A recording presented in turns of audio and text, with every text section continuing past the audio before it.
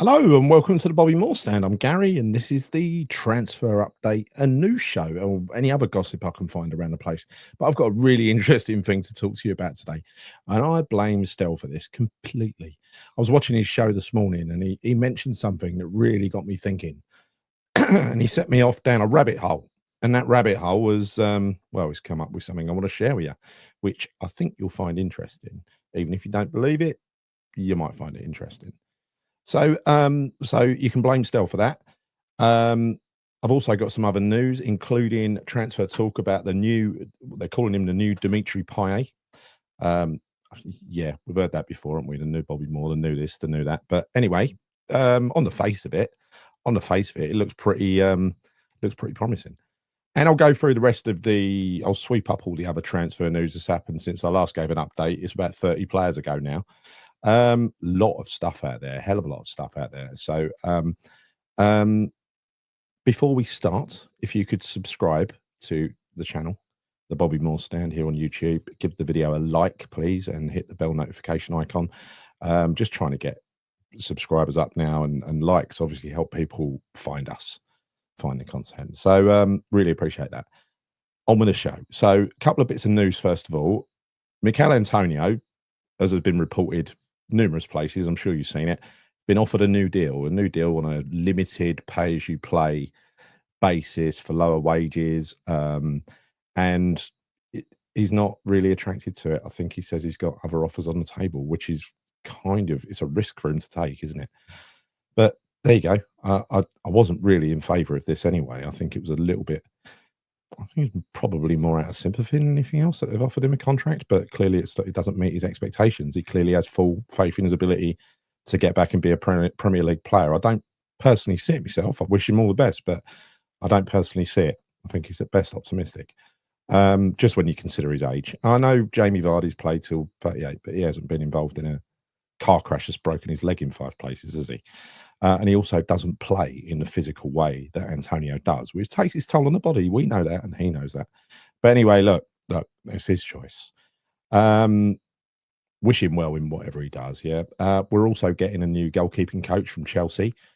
After getting rid of our one, I don't know whether the way our goalkeepers have been historically rubbish at distribution. I mean, both Fabianski and Areola are not very good at distribution, culminating in the latest error that happened on Saturday.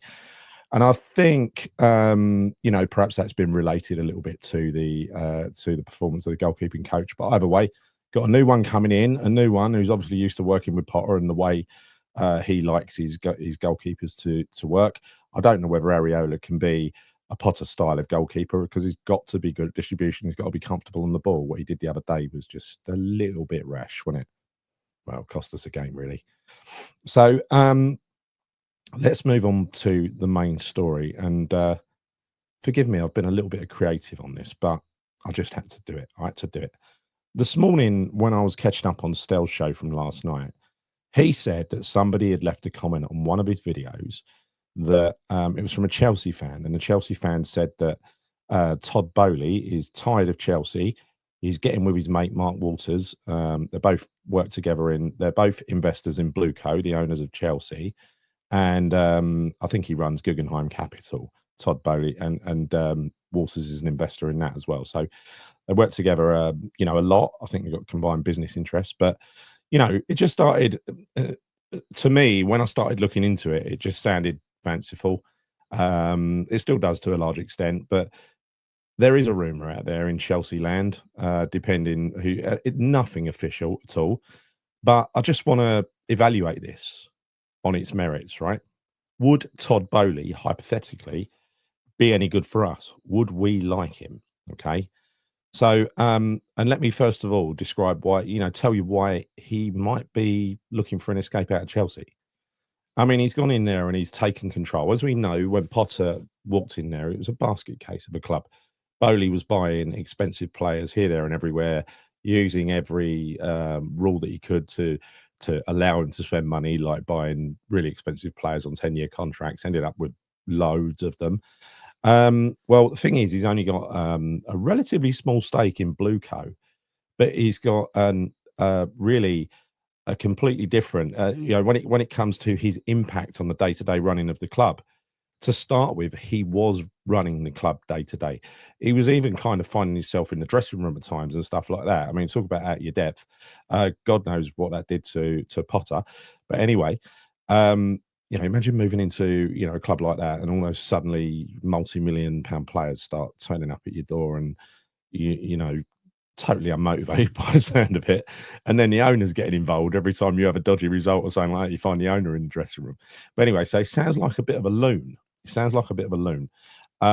He's not popular with Chelsea fans, but then again, you got to put Chelsea fans into. You got to remember they've had the best of the best in terms of a crooked Russian who spent a ridiculous amount of wealth on a football club to buy trophies over an extended period. It's what he did, basically. He bought up everything he needed, and he bought titles. They even got the Champions League, didn't they? FA Cups, you name it. So they're high on their own self-importance, just the same as Arsenal are and Man United. Man United, they don't think of anything of winning an FA Cup or something like that. It's tiny to them, right? I think they've sacked 2 managers now just after winning an FA Cup, and Arsenal did the same after winning 3 FA Cups. So, again, I think our values and the values of some of these, the fans of these other clubs, are poles apart. And I don't want to ever get like that. I don't want to ever be, the Man City fans who were once normal fans. They're now leaving early after after a Champions League win, their first Champions League win. So anyway, look, sorry, Man City fans. I know it's not all of you. But anyway, why would Todd Boehly be interested in leaving Chelsea, where he's got total control? Well, fact is, he hasn't anymore. He's taken more of a back seat role at the insistence of the majority shareholders, who are Clear Lake Capital Partners. They're not getting on very well. They're basically looking for a return on their investment. They're quite they were quite a sleeping partner, but apparently the guy that runs that now is more involved day to day than Boehly, who's had his nose put out of joint. Now, there's also a disagreement around what they do with that ground, because that there was a plan to redevelop it for about about £1 billion or something. It's like trying to redevelop in the middle of a place like that, in the middle of West London. But it's an expensive area, it's a congested area. Just imagine the trouble, logistical problems, and the cost around redeveloping that ground.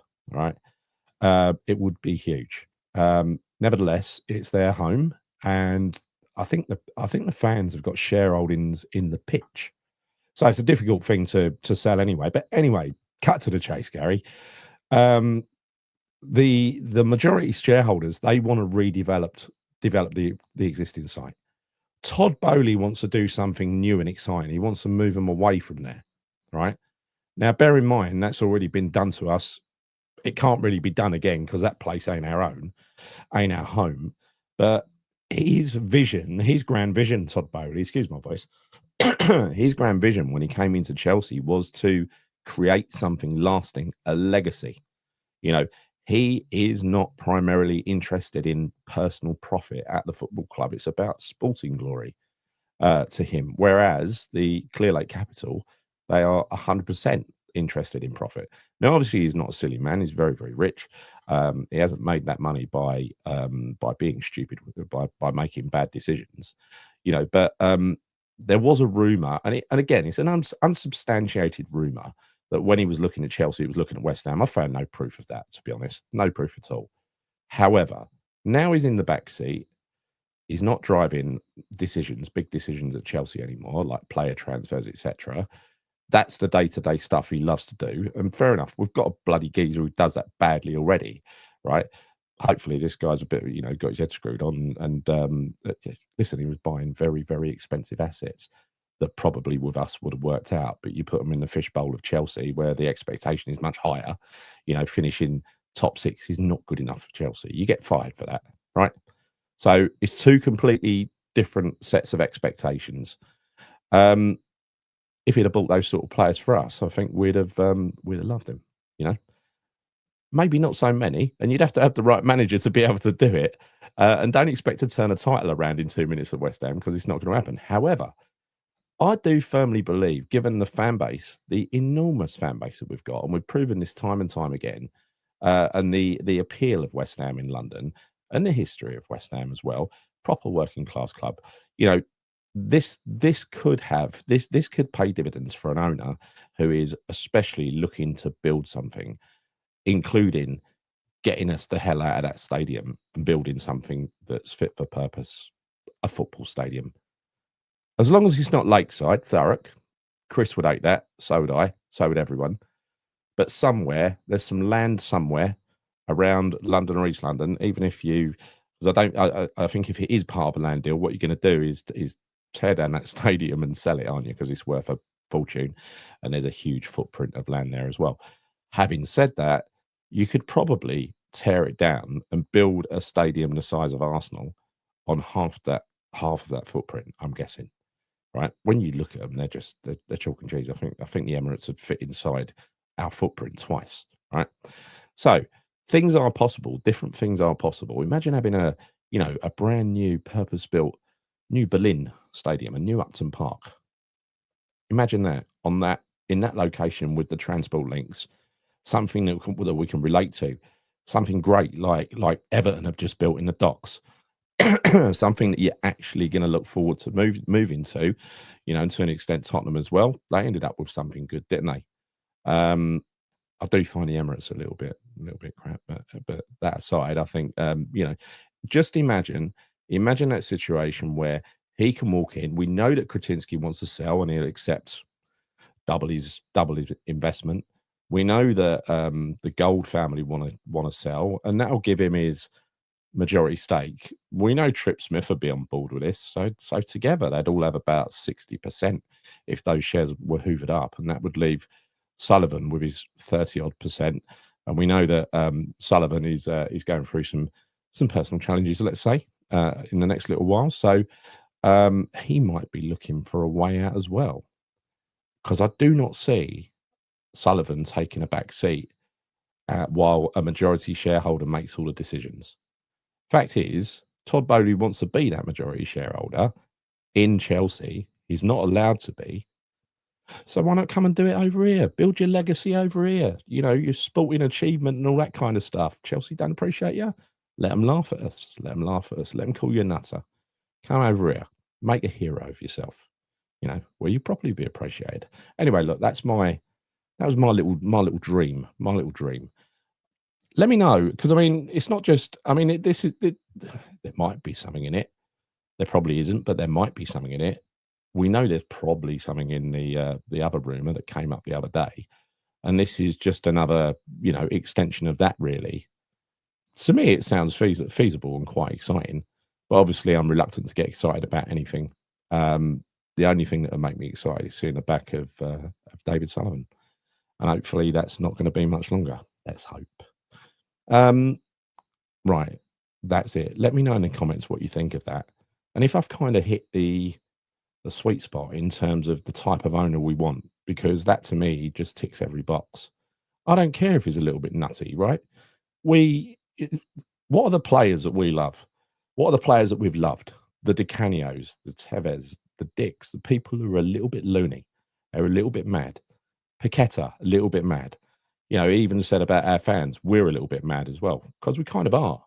And I think we'd appreciate a bit of a maverick owner who was in it for the right reasons, not just to make a shitload of money, which he invariably would if he turned us from us into a success. Anyway, let's move on. We can but dream. 30 odd rumours since last week, 30 odd player links. I'm not going to take you through all of them. You'll be relieved to know, because that'd just be stupid, wouldn't it? I'll pick out a few, but there's one or two that are really quite interesting, especially one. So, and it's this one. It's Ryan Cherky, age 21, of Lyon, where Paqueta comes from. They love one of these creative attacking midfielders over there. Very, very skillful, highly rated player. Lyon are skint. They want to sell all the remaining assets they've got left before they go out of business. Shouldn't laugh. Good club. But anyway, he is a very good player who seems to. The one downside of him is in 2022 he had a metatarsal fracture, but that's a metatarsal, right? That's a foot. That's not, that's like what David Beckham had and got over it pretty quickly. There's no major issues. So I wouldn't even count that as a downside. He's a French under 21 international. He's got, I mean, I can't really find anything bad about him. He's got a good disciplinary record. He's quite fast. He's 1.77 meters tall, whatever that is. That's quite short, I think. Yes, it is. I'm 180, so shorter than me. And he's done really well this year. I think he's scored 11 goals and made 8, or the other way around. I'm remembering it. I should have this stuff in front of me if I was professional, right? Brian Brobby, remember him from last January? I think this is a convenient link, but we're being linked with him again. Age 22 from Ajax. We refused to pay the money or pay now, pay later over the winter, and so he's back on the. It's a convenient story to put him back in. One that's definitely involved with us and likely to come is Daniel Cummings, aged 18, approximately. It says, how can you be approximately 18? Of Celtic, a forward. He was on the pitch with the players at the end of the game the other day. So we must have made a hell of a lot of progress in signing him already, right? It's probably a done deal. Who else? Coney De Winter, centre back, on loan from Juventus at Genoa, Belgian youngster, very good. Who else we got who's interesting? Oh God, Angel Gomez came back again. Evan Gousson, another one that we were linked with in January, and I did a piece on him and found him to be everything we'd need. Age 23 of Nice, striker, very good. Again, he's what's called he's a developing striker because everyone in France is pretty much. A bit of disappointing news about we're being linked again with making a deal with Palmeiras. That's the club he came from, for Luis Guillaume, now age 19. Every time I see him, he seems to get a bit better for me. I really want to see more of him, and I think with a pre-season, perhaps we will end up seeing more of him. I'd hate to see him go back there, and then in a couple of years' time, see him sell him to bloody Arsenal or something like that, because suddenly he's fulfilled his promise. There's another one here. It made me laugh actually because it's Luis Henrique. I thought he said Luis Enrique to start with. Yeah, right. So from someone from the past. Brazilian winger of Marseille. I think we're being linked with all sorts of players in France and Italy. Another one is Daichi Kamada, Japanese attacking midfielder, very intelligent technical player from Lazio. I think he's out of contract. So that's almost a slam dunk, isn't it? Of course it is. Of course it is. He's either that or a low fee. Anyone that's on a low fee or free, we're going to be all in for him, aren't we? Now, if Liverpool want Kudus, they could balance it up. I mentioned this a few weeks ago with Cumming Kelleher, the keeper, the 26-year-old Irish keeper, very good keeper, only kept out of the first team by the best keeper in the league. Let's be honest. Great shot stopper. It says reliable backup, but it was a reliable backup for Liverpool. I mean, I don't know. I suppose it depends whether the new goalkeeping coach can teach Areola's kick. By the way, you should be able to learn new skills, right? These players, they might be old for players, but they're relatively young people, aren't they? Young men. So one that we're being linked with, we ain't going to get, is Christopher Nkunku of Chelsea, a French forward. He is wanted by Arsenal, apparently. Yes. Marcus Rashford, no, thank you. No, thank you. John Stones, that one's been mentioned again. Again, we need a leader. 31 years old. We know him. We all know him. He would be a leader. He'd fit right into that back line, I think. Carl Walker-Peters, that one won't go away. I think we'll end up signing him at some point. We're supposed to have competition for him now from Tottenham and someone else. Who else? Oh, no, there's the usual really bad links. And there's one, Jamie Vardy. We've been linked with him quite a lot. I mean, I don't know what you think. He's 38. He would score goals for one season. I mean, I'd rather have him than Antonio. At least we know he's fit and he's not injury prone, right? So maybe. But yeah, looking through the rest of them here, there's all sorts. There's all sorts. It's just amazing. We've been linked with 65 players so far. The transfer window hasn't even opened. Dominic Calvert-Lewin. Go away, Moyes. You're not fucking landing him on us. What's he want, a swap deal for Souček? Bet he does. Sweeten the deal, Dominic Calvert-Lewin. A player who just completely lost it, didn't he? He's got there's nothing left. He's one of those who peaked too young, I think, and he's gone now. He's like Calvin Phillips. Well, you can keep your new Calvin Phillips, Dave. And I think let me just check. I think that's it. Yeah, I'm not going to talk about it anymore. Once again, in a couple of weeks' time, when the transfer window does actually open, we'll spend more time and dig deeper down into these players. You know, especially the ones it looks like we're genuinely interested in. At the moment, it is just trying to pick out which ones you think are gossip and which ones might be a good fit, or which ones might be possible because they're on a free or something. But yeah, when you're competing with Man U and Arsenal and Chelsea for players, kind of not worth talking about, is it? But anyway, that's up to date.